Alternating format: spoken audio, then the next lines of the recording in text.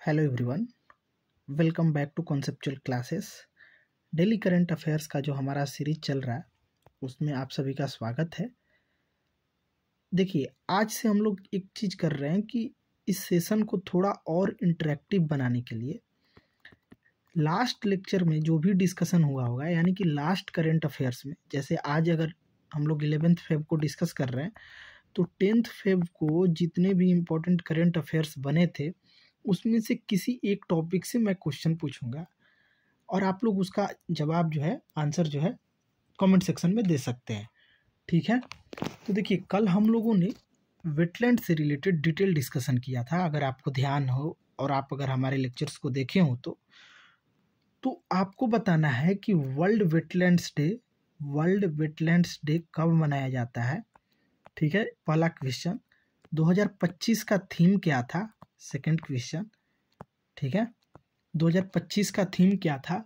उसके बाद आपको बताना है कि मॉन्ट्रिक्स रिकॉर्ड में इंडिया के कौन कौन से 2 साइट हैं। चलिए, इतना मैं क्लियर कर दूं कि मॉन्ट्रिक्स रिकॉर्ड में भारत के 2 साइट्स हैं, तो उन दोनों साइट्स का नाम आपको कमेंट सेक्शन में बताना है। तो एक बार फिर से देख लीजिए, वर्ल्ड वेटलैंड्स डे कब मनाया जाता है, 2025 वर्ल्ड वेटलैंड्स डे का थीम क्या है और कहाँ पे हुआ है, और मॉन्ट्रिक्स रिकॉर्ड में भारत के कौन कौन से 2 साइट्स हैं। अगर और इंटरेस्टेड हैं आप चीज़ों को देखने में तो आप बता सकते हैं कि फर्स्ट रामसर साइट कौन सा था इंडिया में। ठीक है, रामसर साइट, जो रामसर कन्वेंशन था 1971 का, वो आप देख सकते हैं। उसके बाद देख सकते हैं कि ओनली फ्लोटिंग लेक इंडिया का कौन सा है, जो कि रामसर साइट्स भी है। ठीक है, तो ये सब चीज़ें आप देख सकते हैं। लार्जेस्ट वेटलैंड, स्मॉलेस्ट वेटलैंड, ये पता होना चाहिए, और आपको मॉन्ट्रिक्स रिकॉर्ड में कौन कौन से साइट हैं ये आपको पता होना चाहिए। ठीक है, तो चलिए आज का सेशन स्टार्ट करते हैं। लेकिन प्लीज़ आप लोग अगर थोड़ा सा भी सिंसियर हैं और मतलब सीरियसनेस है आप में करंट अफेयर्स को लेकर, तो आप लोग ज़रूर इन सारे क्वेश्चंस का आंसर कमेंट सेक्शन में बताइए। इससे होगा, आपका भी रिवीजन होगा और चीज़ें ज़्यादा दिन तक ध्यान में रहेंगी। ठीक है, तो चलिए स्टार्ट करते हैं। देखिए, आज जो है पहला क्वेश्चन है, in which state is the BIMSTEC youth summit 2025 being organized from 7 to 11 February. बिम्स्टेक युवा शिखर सम्मेलन 2025 का आयोजन 7 से 11 फरवरी तक किस राज्य में हो रहा है? ऑप्शन है आपका Uttar Pradesh, option B Maharashtra, option C Gujarat और ऑप्शन डी पंजाब। तो जो इसका करेक्ट आंसर आप देखेंगे, इसका करेक्ट आंसर है ऑप्शन नंबर सी, गुजरात। यानी कि इंडिया जो है होस्ट कर रहा है, first ever BIMSTEC first time host कर रहा है। Initiative for multi sectoral technical and economic cooperation, ये इसका फुल फॉर्म हो गया बिम्स्टेक का। Youth summit in Gandhinagar Gujarat. तो BIMSTEC youth summit first time India जो है होस्ट कर रहा है, 7 से 11 फरवरी तक होगा। कहाँ होगा? गांधीनगर गुजरात में।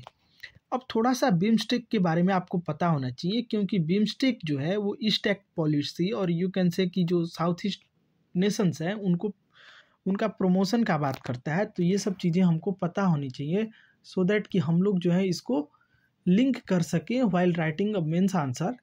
ठीक है, और इन जनरल भी हम लोगों को आइडिया होना चाहिए बिम्स्टेक से रिलेटेड। ठीक है, तो सबसे पहले तो बिम्स्टेक का फुल फॉर्म क्या है ये पता होना चाहिए। तो बिम्स्टेक का फुल फॉर्म है Bay of Bengal initiative for multi sectoral technical and economic cooperation. ठीक है, ध्यान में रहेगा, Bay of Bengal initiative for multi sectoral technical and economic cooperation. इसमें प्रेजेंट में अगर देखेंगे तो टोटल 7 मेंबर हैं, जिसमें India, Bangladesh, Nepal, Bhutan, Sri Lanka, Myanmar and Thailand. यानी कि कुल मिलाकर अगर आप देखें तो साउथ एशिया और साउथ ईस्ट एशिया का कुछ पार्ट है। ठीक है, ये सारी चीज़ें क्लियर हो गई। अब देखिए, अब बात करते हैं कि इसका जो है फॉर्मेशन कब होता है। तो बैंकॉक डिक्लेरेशन के थ्रू 6 जून 1997 में बिम्स्टेक का फॉर्मेशन होता है। ये ध्यान रखिएगा, बैंकॉक डिक्लेरेशन जो है किससे रिलेटेड है, एक क्वेश्चन ऑलरेडी बन चुका है, तो आपको पता होना चाहिए। बैंकॉक डिक्लेरेशन के थ्रू 6 जून 1997 को बिम्स्टेक का फॉर्मेशन होता है। इसका हेड क्वार्टर जो है ढाका बांग्लादेश में है। अगर सिग्निफिकेंस की बात करें तो ये जो है 22% वर्ल्ड पॉपुलेशन को कवर करता है और अराउंड 3.8 ट्रिलियन जीडीपी को कवर करता है। ठीक है, इतना क्लियर हो गया। इसमें आप देखेंगे कि मेजर जो है इंडिया ही है। ठीक है, तो ये जो है बिम्स्टेक के बारे में हो गया। अब हम लोग देखते हैं कि भारत का क्या रोल है बिम्स्टेक में। ठीक है, तो अगर आप देखें स्ट्रेटजिक इम्पोर्टेंस, क्योंकि साउथ एशिया और साउथ ईस्ट एशिया के बीच जो है ये एक ब्रिज का काम करेगा। ठीक है, तो इसका एक स्ट्रेटजिक इम्पोर्टेंस ये है, act as a bridge between South Asia and South East Asia. Alternative to SAARC, SAARC का एक अल्टरनेटिव आप बोल सकते हैं। तो सार्क में क्या होता है कि सार्क में आप देखेंगे कि 8 कंट्रीज है। अब आपको कमेंट सेक्शन में बताना है कि सार्क में को कौन सा 8 कंट्रीज है, मतलब 8 मेंबर्स कौन कौन सा है। और सार्क जो है वो केवल पॉलिटिकल और इकोनॉमिक इशू को डील करता है, जबकि बिम्स्टेक जो है आप देखेंगे कि बिम्स्टेक जो है वो इकोनॉमिक एंड टेक्निकल कोऑपरेशन की बात करता है। ठीक है, तो alternative to SAARC helps India bypass Pakistan resistance in regional cooperation. ठीक है, उसके बाद देखेंगे कनेक्टिविटी प्रोजेक्ट, तो Kaladan multi modal transport project जो कि इंडिया जो है म्यांमार, इंडिया और म्यांमार को लिंक करेगा। देखिए अगर आप ध्यान से इंडिया को देखेंगे, ऐसा कुछ मैप हमारा बनेगा एक रफ आइडिया के तौर पे। अगर हम लोग देखें तो ऐसा हमारा मैप कुछ बनेगा। एक सेकेंड,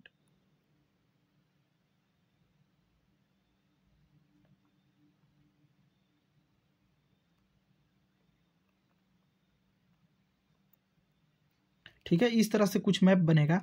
तो आप देखेंगे यहाँ पे जो है चिकन नेक कॉरिडोर जो है, जो अराउंड 25 किलोमीटर के आसपास है। तो ये देखेंगे कि ये एक रूट है जो कनेक्ट कर रहा है पूरे नॉर्थ ईस्ट को मेनलैंड इंडिया से। तो इसके अल्टरनेटिव के लिए हम लोग Kaladan multi modal transport project जो कि सी रूट के होते हुए म्यांमार तक लिंक करेगा, इस चीज़ को हम लोग जो है फोकस कर रहे हैं, ताकि हमारा जो है इस चिकन नेक कॉरिडोर पे जो है जो चिकन नेक कॉरिडोर जो कि बहुत ही थीन है 25 किलोमीटर के आसपास का ही एरिया है, तो उसका एक अल्टरनेटिव के तौर पे हम लोग इसको डेवलप कर रहे हैं। ठीक है, उसके बाद आप देखेंगे कि इंडिया म्यांमार और थाईलैंड के बीच एक ट्राईलेटरल हाईवे का निर्माण किया जा रहा है। इससे क्या होगा, इससे हमारा जो कनेक्टिविटी बढ़ेगा, कनेक्टिविटी बढ़ने से क्या होगा कि जो हमारा ट्रांसपोर्टेशन खर्च आ रहा है या फिर यू कैन से कि जो लॉजिस्टिक का कॉस्ट आता है वो डाउन हो जाएगा। ठीक है, उसके बाद आप देखेंगे BIMSTEC energy grid for electricity sharing, ये भी क्रिएट किया जा रहा है। सिक्योरिटी कोऑपरेशन की बात करें तो counter terrorism, intelligence sharing. Economic engagement की बात करें तो support trade liberalisation and digital trade. तो ये इंडिया का रोल है, चूँकि इंडिया लीड कर रहा है इसमें बिम्स्टेक में, अगर आप देखेंगे तो। ठीक है, अब आपको क्या बताना है कि बिम्स्टेक और सार्क में क्या डिफरेंस है। एक डिफरेंस मैंने ये बता दिया कि सार्क जो है वो पॉलिटिकल और इकोनॉमिक इशू पे बात करता है, और इंडिया पाकिस्तान टेंशंस जो है हम प्रोग्रेस को हिंडर कर देता है सार्क में, क्योंकि उसमें पाकिस्तान भी एक मेंबर है। उसके बाद बिम्स्टेक में अगर आप देखें तो बिम्स्टेक में पाकिस्तान मेंबर नहीं है, और बिम्स्टेक जो फोकस करता है वो इकोनॉमिक एंड टेक्निकल कोऑपरेशन पे बात करता है। लेकिन इसका चैलेंजेज क्या है कि इसमें जो है प्रोजेक्ट का इम्प्लीमेंटेशन बहुत ही स्लो होता है। ठीक है, और एक और चीज़ देखेंगे कि सार्क जो है ना, SAARC सार्क, तो ये केवल साउथ एशिया का है। ठीक है, south Asia association of regional connectivity, तो ये केवल साउथ एशिया का बात करता है। लेकिन बिम्स्टेक जो बात करेंगे तो ये साउथ और साउथ एशिया को कनेक्ट करता है। तो ये चीज़ें आपको पता होनी चाहिए। इंटरव्यू में कभी भी पूछा जा सकता है कि चलिए बताइए सार्क और बिम्स्टेक में बेसिक डिफरेंस क्या है। ये एक इंटरव्यू का ट्रांसक्रिप्ट मैंने देखा था, उसमें ये डायरेक्ट सेम क्वेश्चन था कि बिम्स्टेक और सार्क का क्या डिफरेंस है, और सार्क मतलब कि अगर सार्क के होते हुए बिम्स्टेक को बनाने की क्या जरूरत पड़ी, ये क्वेश्चन था, एग्जैक्ट ये क्वेश्चन था। तो आप अब जो है कंफर्टेबल होंगे ऐसे क्वेश्चन को का जो है आंसर करने में। ठीक है, नेक्स्ट देखते हैं। नेक्स्ट अगर बात करें तो by which year central government extended the tenure of national सफाई कर्मचारी कमीशन। केंद्र सरकार ने राष्ट्रीय सफाई कर्मचारी आयोग का कार्यकाल कब तक बढ़ाया है? तो देखिए अभी जो है यूनियन कैबिनेट जो कि नरेंद्र मोदी जी लीड कर रहे हैं, प्राइम मिनिस्टर हैं, उन्होंने NCS के यानी कि नेशनल यू कैन से कि सेंट्रल गवर्नमेंट सफाई कर्मचारी कमीशन जो है उसको 3 साल के लिए एक्सटेंड कर दिया गया। 31 मार्च 2025 से बढ़ाकर 31 मार्च 2028 कर दिया गया है। तो इसका करेक्ट आंसर हो जाएगा ऑप्शन नंबर सी। ठीक है, नेक्स्ट क्वेश्चन है where is 32nd session of Indian Art History Congress being held. भारतीय कला इतिहास कांग्रेस का 32वां सत्र कहाँ आयोजित किया जा रहा है? ऑप्शन ए है Mumbai, option B New Delhi, option C Noida and option D Varanasi. तो जो 32nd सेशन है वो आपको नोएडा में होस्ट किया जा रहा है, इंडियन इंस्टीट्यूट ऑफ हेरिटेज में। ठीक है, नेक्स्ट देखते हैं। नेक्स्ट क्वेश्चन है the union cabinet has approved a new income tax bill replacing the existing IT act which is how many decades old. तो आप देखेंगे कि ये जो है 60 साल ओल्डर IT एक्ट जो था, IT एक्ट 1961 का, उसको रिप्लेस किया जा रहा है इनकम टैक्स बिल में, टैक्स बिल के द्वारा। अभी जो है ये बिल टेबल्ड नहीं हुआ है, जैसे टेबल होता है और इसके बारे में इंफॉर्मेशन रिलीज होती है, हम लोग इस पर एक सेपरेट वीडियो बनाकर देख लेंगे कि क्या चेंजेस किया गया है IT एक्ट 1961 के कंपेयर में। ठीक है, फिलहाल आप इतना ध्यान रख सकते हैं कि around 60 year older income tax act को रिप्लेस कर दिया गया है इनकम टैक्स बिल के द्वारा। नेक्स्ट क्वेश्चन है India's metro network has expanded from 248 kilometre in 2014 to how many kilometre currently. मतलब 2014 में जो मेट्रो नेटवर्क 248 किलोमीटर था वो अभी 2025 में कितना किलोमीटर तक एक्सपेंड हो गया है? तो आप देखेंगे कि ये जो है 1000 किलोमीटर तक बढ़ गया है, यानी कि अराउंड 4.5 टाइम्स का इंक्रीमेंट देखने को मिला है।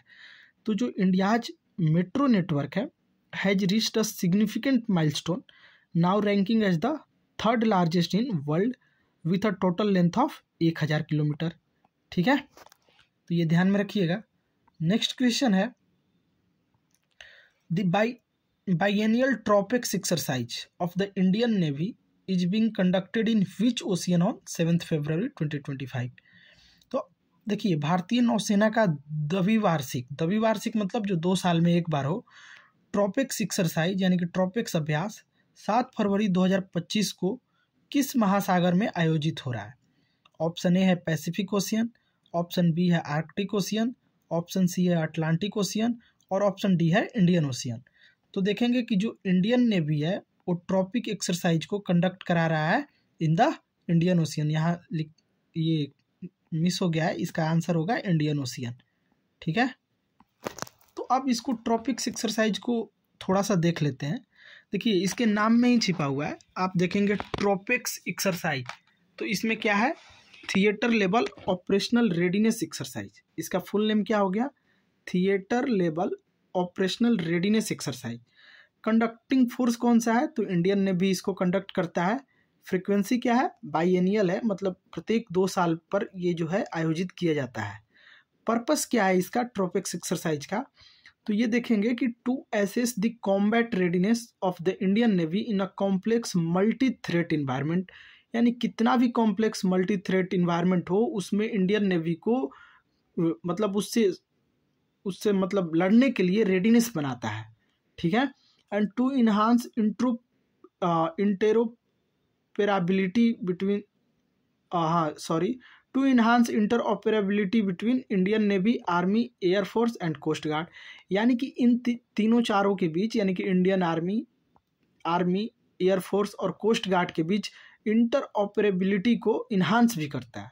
ठीक है, लोकेशन देखेंगे तो इंडियन ओशियन रीजन में कंडक्ट कराया जाता है। पार्टिसिपेंट की बात करें तो इंडियन नेवी शिप्स रहता है, सबमरीन्स रहता है, एयरक्राफ्ट रहता है and personnel. Involvement of Indian army, air force and coast guard. ठीक है, लेटेस्ट एडिशन जो कि फरवरी 2025 में हुआ है, इंडियन ओशियन में हुआ है, ट्रॉपिक्स 2025। सिग्निफिकेंस की बात करें तो ensure maritime security and dominance in Indian ocean, तो मैरीटाइम सिक्योरिटी को इंश्योर करता है और साथ ही इंडियन ओशियन में इंडिया के डोमिनेंस को रिप्रेजेंट करता है। Strengthen strategic deterrence and war fighting capability, तो ये जो है आप देखेंगे कि एक ढाल की तरह एक स्ट्रेटजिक डिटरेंस को स्ट्रेंथन करता है, मतलब ढाल की तरफ दिखाता है, और वार फाइटिंग कैपेबिलिटी को स्ट्रेंथन करता है। Enhance coordination among 3 defence service, ये हम लोग ऑलरेडी देख चुके हैं। अब इससे एसोसिएटेड एक्सरसाइज अगर देखें तो एक है एम्फेक्स जो कि ज्वाइंट एम्फीबियस वारफेयर एक्सरसाइज है, और एक है C vigil coastal defence exercise है। तो ये ध्यान में रखिएगा, एम्फेक्स और सी विजिल जो है ट्रॉपिक्स एक्सरसाइज से एसोसिएटेड है। सिक्योरिटी कॉन्टेक्स्ट की बात करें तो important in countering threat from adversaries in the Indian ocean, तो जो हमारे इंडियन ओशियन में एडवर्सरी हैं, जो दुश्मन हैं, उनसे उनके थ्रेट्स को काउंटर करने के लिए ये जरूरी है। Support India's Act East policy and SAGAR क्या है, security and growth for all in the region initiative, तो इसको सपोर्ट करता है। ठीक है, नेक्स्ट देखते हैं। नेक्स्ट है which country has created 28 kangaroo embryos using IVF as a part of conservation effort. अब देखिए किस देश के वैज्ञानिकों ने संरक्षण प्रयास के तहत IVF का प्रयोग करके और उपयोग करके 28 कंगारू भ्रूण बनाए हैं। तो इसका करेक्ट आंसर है ऑप्शन नंबर सी, ऑस्ट्रेलिया। इस बार चाइना को बीट करके ऑस्ट्रेलिया आगे निकल गया है। आप देखेंगे कि ऑस्ट्रेलियन साइंटिस्ट जो है 28 कैंगारू एम्ब्रॉयज को क्रिएट किए हैं using IVF in conservation breakthrough, मतलब उनके कंजर्वेशन के लिए जो इन विट्रो फर्टिलाइजेशन मेथड होता है जो जनरली ह्यूमंस बीइंग में यूज होता है, तो उसी मेथड से कंगारू एम्ब्रॉयज को क्रिएट किया गया है। कितने कंगारू एम्ब्रॉयज? 28। किस लिए? For conservation purpose. देखिए ये कंजर्वेशन पर्पस के तहत यूज कर सकते हैं, लेकिन अगर आप इसका मिसयूज करने लगेंगे तो इस पे रोक भी है। ठीक है, हो नेक्स्ट क्वेश्चन देखते हैं। Recently which state has launched the Mana Mitra WhatsApp governance initiative to provide government facilities, तो हाल ही में किस राज्य ने सरकारी सुविधाओं को उपलब्ध कराने के लिए मन मित्रा व्हाट्सएप गवर्नेंस पहल शुरू की है? ऑप्शन ए है Haryana, option B Tamil Nadu, option C Kerala, option D Andhra Pradesh. तो जो आंध्र प्रदेश गवर्नमेंट है इन कोलाबोरेशन विथ मेटा यानी कि फेसबुक के साथ मिलकर इंट्रोड्यूस किया है मन मित्र, एक व्हाट्सएप बेस्ड चैटबॉट है जो डिजाइन किया गया है क्विक एंड कन्वीनियंट इंफॉर्मेशन देने के लिए रेसिडेंट्स को एक्सेस ओवर 160 पब्लिक सर्विस, तो मोर देन 160 पब्लिक सर्विस से related quick and convenient information ये लोगों को प्रोवाइड कराएगा। ठीक है, तो चलिए आज का सेशन यहीं समाप्त करते हैं, लेकिन प्लीज़ अगर आप लोग थोड़ा सा भी सीरियस हैं तो जो भी हम लोगों ने 10th ऑफ फेब को डिस्कस किया था और जिससे रिलेटेड आज क्वेश्चन हम लोगों ने पूछा है, जैसे कि वर्ल्ड वेटलैंड डे कब सेलिब्रेट किया जाता है, इसका थीम क्या था 2025 में। ठीक है, उसके बाद आप देखेंगे कि लार्जेस्ट वेटलैंड कौन सा है इंडिया का, स्मॉलेस्ट वेटलैंड कौन सा है, उसके बाद मॉन्ट्रेक्स रिकॉर्ड का कौन सा 2 साइड पार्ट है। इतना आपको देख कर आना है और कमेंट सेक्शन में इसका रिप्लाई देना है। तो आप लोग करंट अफेयर्स को अच्छे से देखिए सो दैट कि नेक्स्ट डे जब हम लोग क्वेश्चन करें तो आप इस सिचुएशन में हो कि आप उसका आंसर दे सकें। ठीक है, तो चलिए मिलते हैं नेक्स्ट वीडियो में, तब तक के लिए धन्यवाद।